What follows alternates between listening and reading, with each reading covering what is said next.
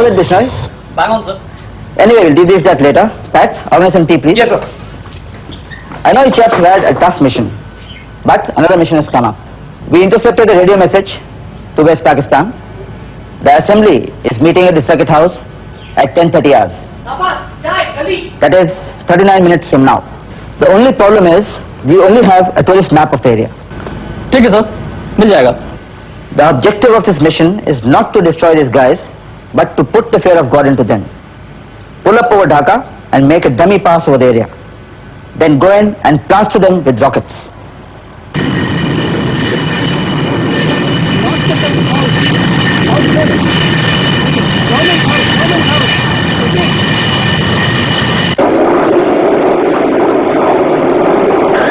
Local leader. Our target is the southwestern wing of the government house. Roger, Skipper. Your lead. Target coming up 10 o'clock. Rolling in now. General Niazi assures me that the fallback on Dhaka is only a temporary strategic. Your Excellency, looks like in another air raid. I can get that jacket. Let's go there.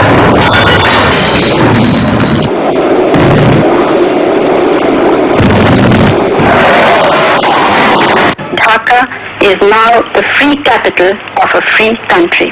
The instrument of surrender was signed in Dhaka at 16:31 hours Indian Standard Time by Lieutenant General A. Niazi on behalf of the Pakistan Eastern Command. Lieutenant General Jagjit Singh Arora, GOC in command of the Indian and Bangladesh forces in the Eastern Theatre, accepted the surrender. Years have since gone by, and with it the aircraft which dominated our times have given way to a younger, more modern and deadly generation. The Dakotas, Packets, Misters, Sukhois and Nats have switched off their engines to the grateful last salute of a proud nation, and in their place fly the IL-76s, the AN-32s, the Mi-26s, Jaguars, Mirages and the MiGs.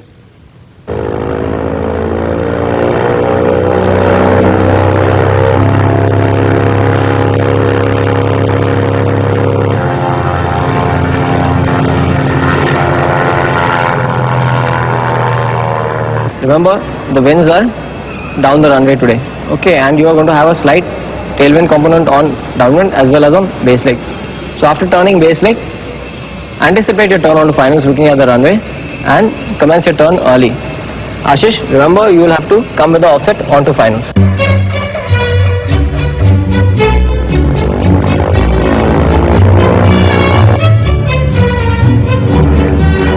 The more you sweat in peace, the less you bleed in war.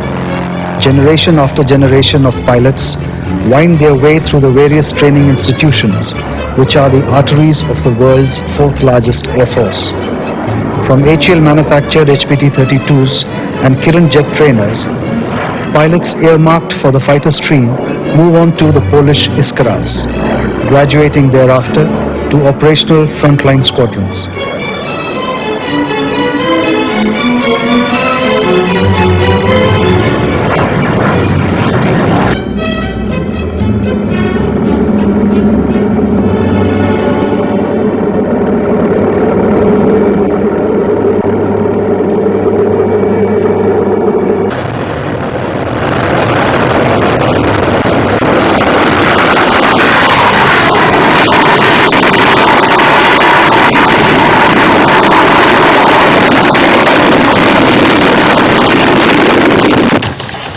Strategic photo reconnaissance had been the task assigned to some of the Indian Air Force's Hurricane squadrons in Burma during World War II.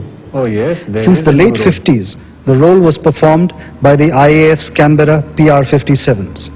Today, the service requires ultra-high altitude aircraft to meet its requirements.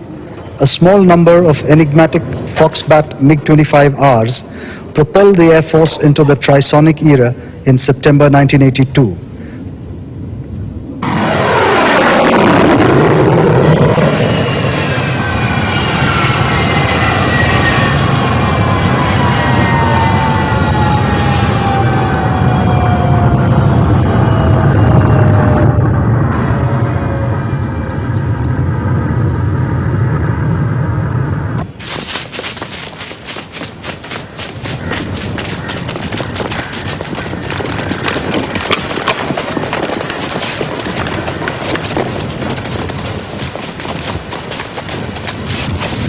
Charlie for Charlie 1, message over.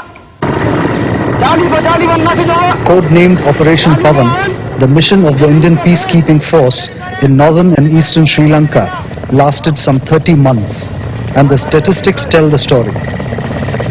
The number of sorties flown by our transport and helicopter crews to and within Sri Lanka without a single aircraft lost or mission aborted. In support of nearly 100,000 troops and paramilitary forces, Mi-8s of numbers 109 and 119 helicopter units operated to scores of scattered helipads all over the island's northern and eastern provinces.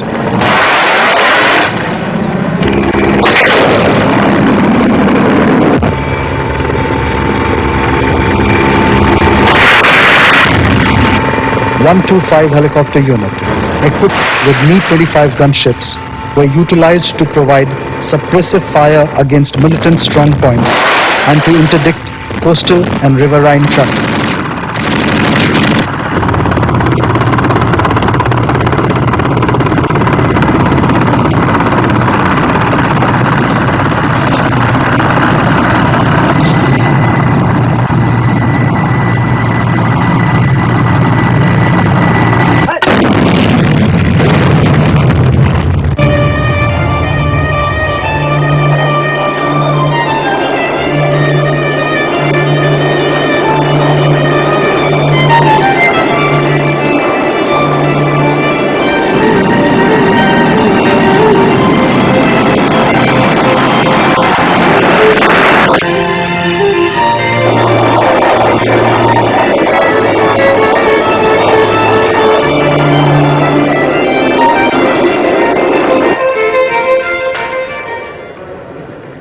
The setting up of various base repair depots in the last decade has seen the Air Force expand into fields hitherto handled by organizations like the HAL.